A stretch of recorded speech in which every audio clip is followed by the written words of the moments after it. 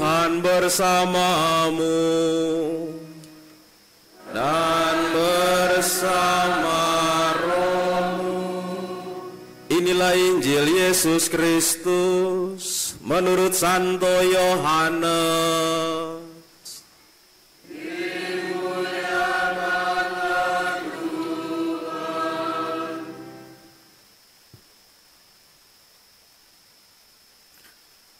Pada waktu itu ada pesta perkawinan di Kana yang di Galilea, dan ibu Yesus ada di situ. Yesus dan murid-muridnya diundang juga ke perkawinan itu. Ketika mereka kekurangan anggur, ibu Yesus berkata kepadanya, "Mereka kehabisan anggur." Kata Yesus kepada ibunya, "Mau apakah engkau dari aku, Ibu? Saatku belum tiba." Tetapi ibu Yesus berkata kepada pelayan-pelayan, "Apa yang ia katakan kepadamu, lakukanlah itu." Di situ ada 6 tempayan yang disediakan untuk pembasuhan menurut adat orang Yahudi. Masing-masing isinya 80 atau 120 liter. Yesus berkata kepada pelayan-pelayan itu, "Isilah tempayan-tempayan itu penuh dengan air." Mereka pun mengisinya sampai penuh. Sesudah itu kata Yesus kepada mereka, "Sekarang cedoklah dan bawalah kepada pemimpin pesta." Lalu mereka pun membawanya. Setelah pemimpin pesta itu mencicipi air yang telah menjadi anggur itu, dan ia tidak tahu dari mana datangnya, tetapi pelayan-pelayannya yang mencedok air itu mengetahuinya. Ia memanggil mempelai laki-laki dan berkata kepadanya, "Setiap orang menghidangkan anggur yang baik dulu, dan sesudah orang puas minum, barulah yang kurang baik. Tetapi engkau menyimpan anggur yang baik sampai sekarang." Hal itu dikatakan Yesus di Kana di Galilea sebagai yang pertama dari tanda-tandanya. Dengan itu Yesus telah menyatakan kemuliaannya, dan murid-muridnya percaya kepadanya. Berbahagialah orang yang mendengarkan sabda Tuhan dan tekun melaksanakannya.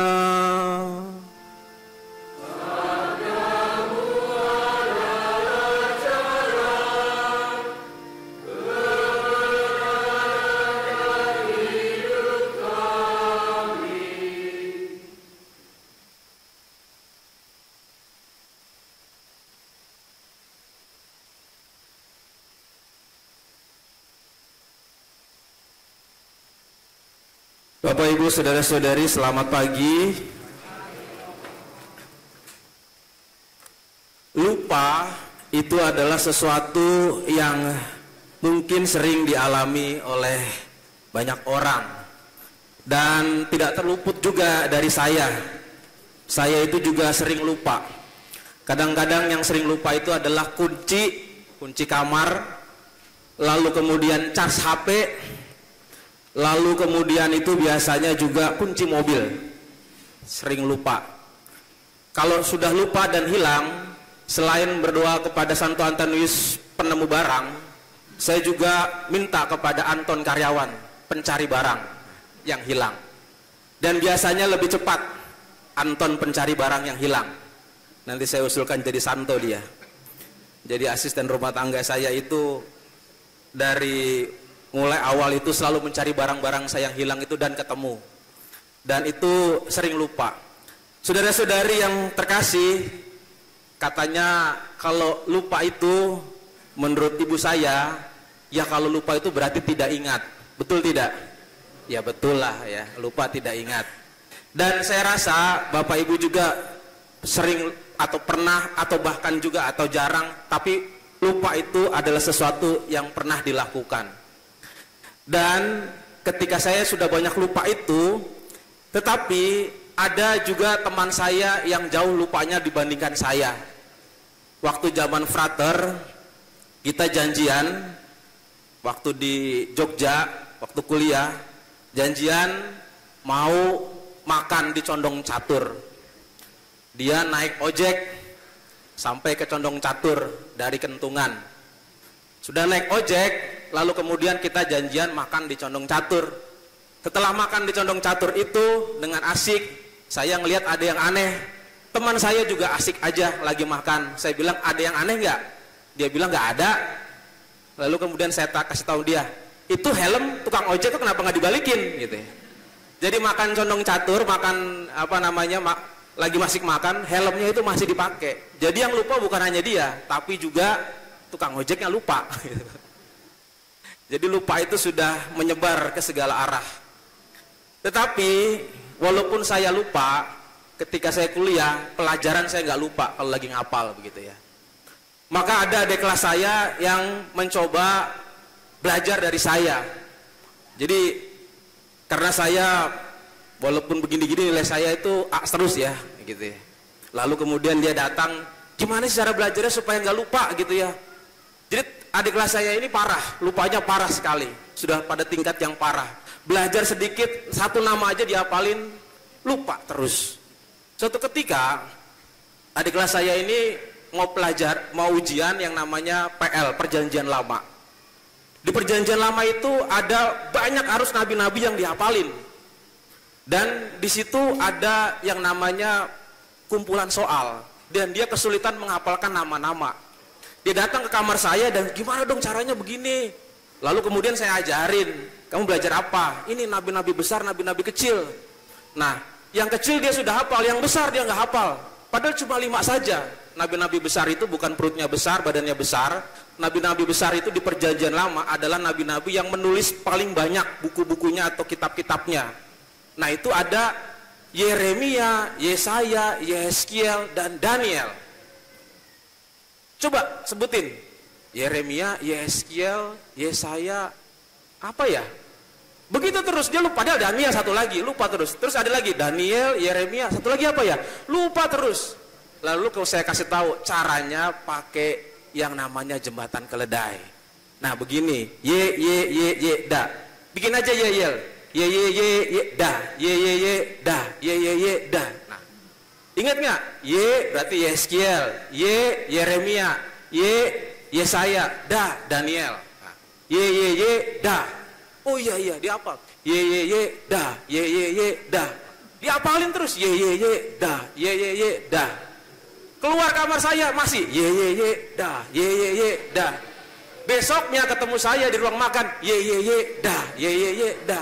Ngantri lagi mau mandi, ngantri di kamar mandi ye da, ye da, karena lagi ujian gitu. Betul aja pada saat waktu ujian keluar soal itu nabi-nabi besar. Lalu kemudian dia cerita sama saya, keluar betul. Terima kasih ya sudah dia kasih tahu. Kamu tulisnya apa? Ye da. Ya ampun. Ini tingkat lupanya bukan suatu lupa, ini udah penyakit. Nama penyakitnya itu dodol, saya bilang. Lu dodol banget. Kenapa ye dia? Dosennya mana ngerti?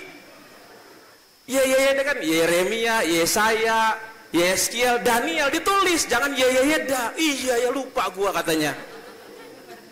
Tapi ya orang ini anak frater ini dia punya ketekunan, walaupun lupa dia punya ketekunan itu berdoa kepada Bunda Maria.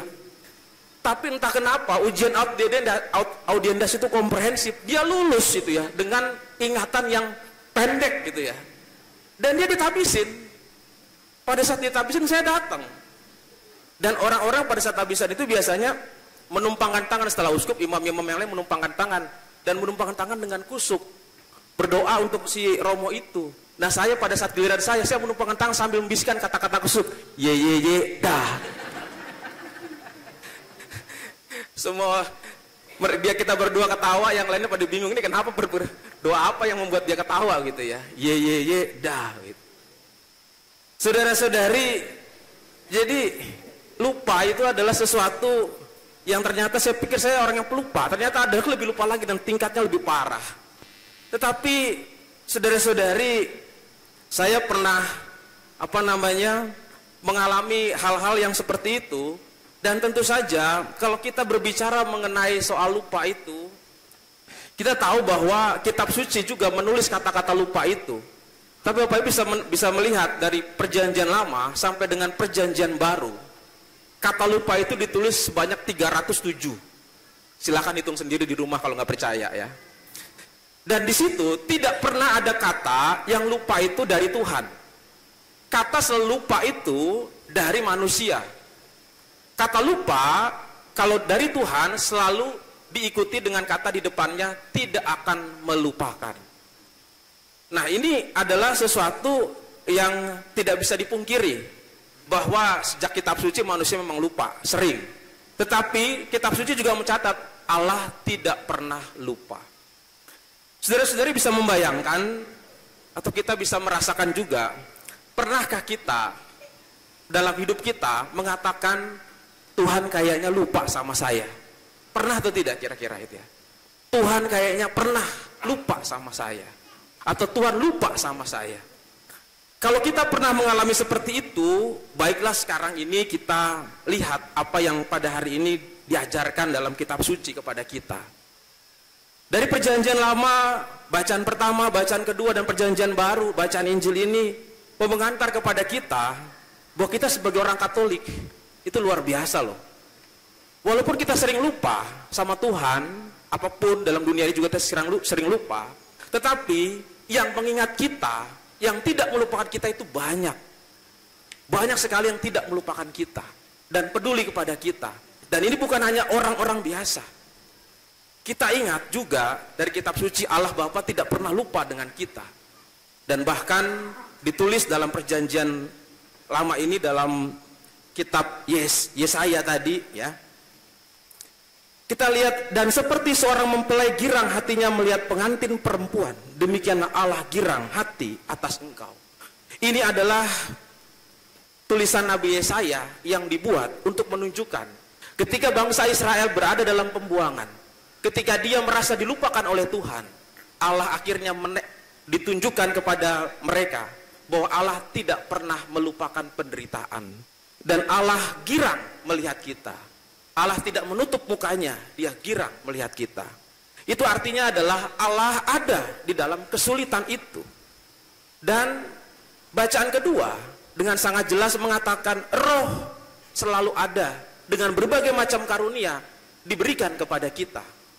Seringkali kita lupa akan karunia yang diberikan Tuhan kepada kita, tetapi Tuhan tidak pernah lupa memberikan karunia kepada kita dari berbagai macam pengalaman yang kita alami itu. Ada macam-macam hal yang diberikan kepada kita, dikaruniakan oleh Allah kepada kita. Kalau kita lupa, mari kita mengingatnya. Dan yang paling utama adalah bacaan Injil ini, saudara-saudari. Kalau kita lihat bagaimana kisah ini, Maria meminta Yesus mengubah air menjadi anggur.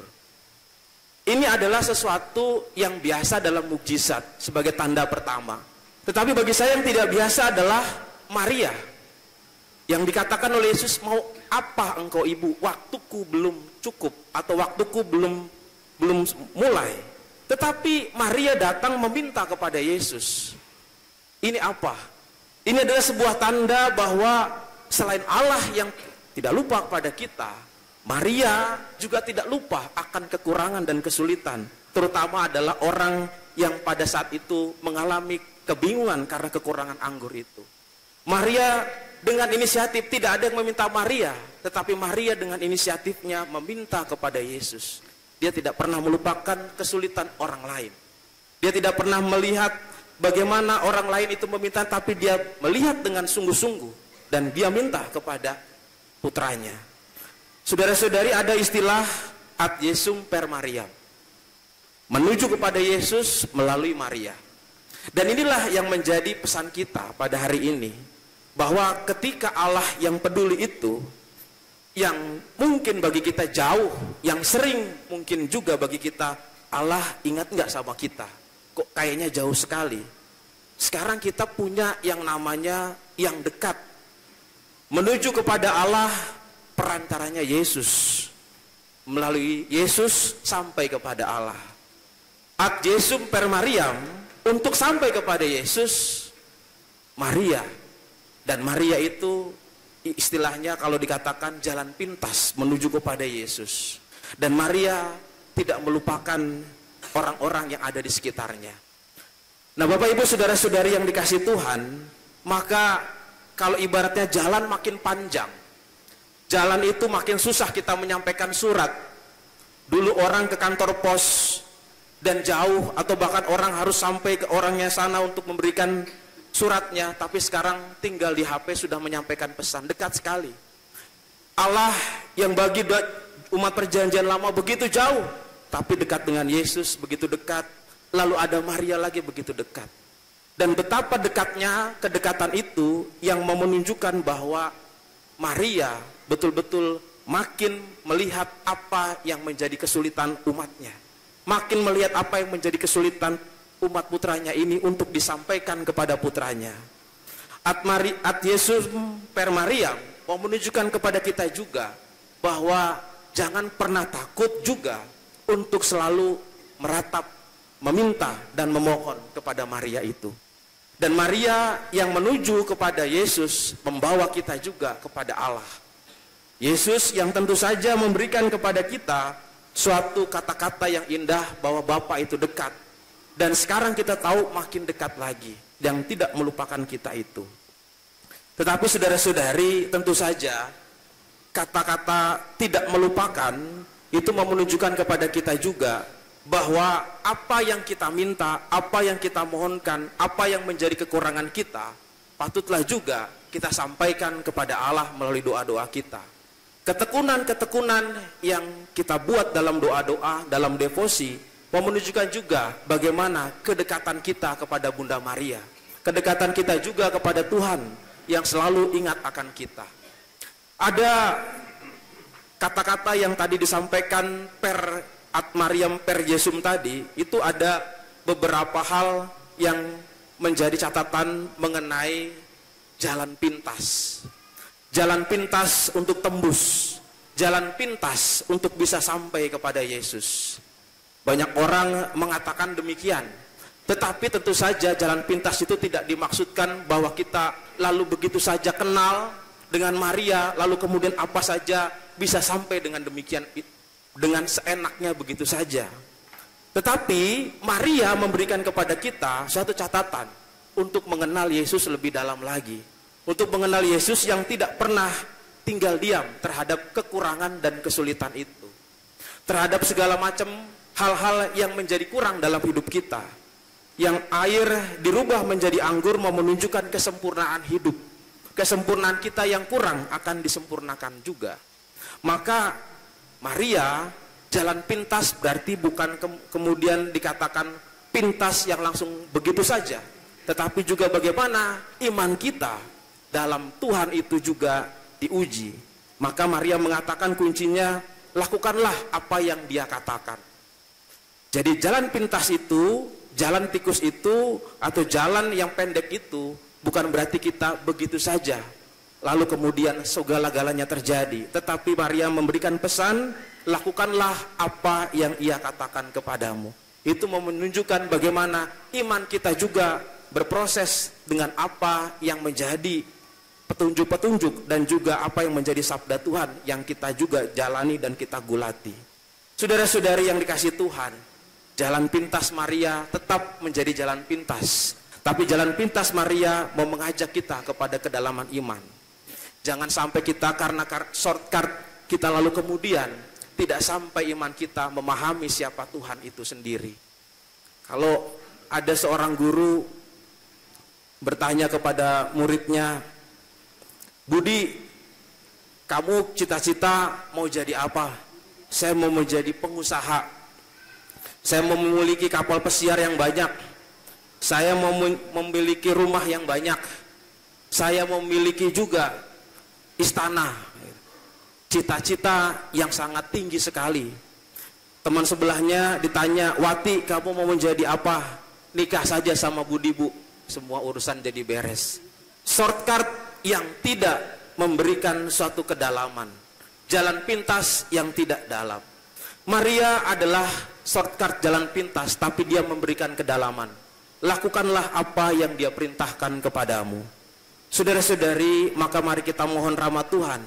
Bunda Maria yang selalu peduli terhadap kita, di mana kita pun selalu berdevosi kepadanya. Dia yang membawa kita kepada Tuhan. Marilah kita juga mau melihat Tuhan yang selalu peduli kepada kita, dan kita melihat rahmat Tuhan yang berlimpah kepada kita. Tuhan tidak pernah melupakan kita, dan marilah kita bersyukur atas karunia-karunia yang diberikan kepadanya. Semoga Tuhan memberkati kita. Amin.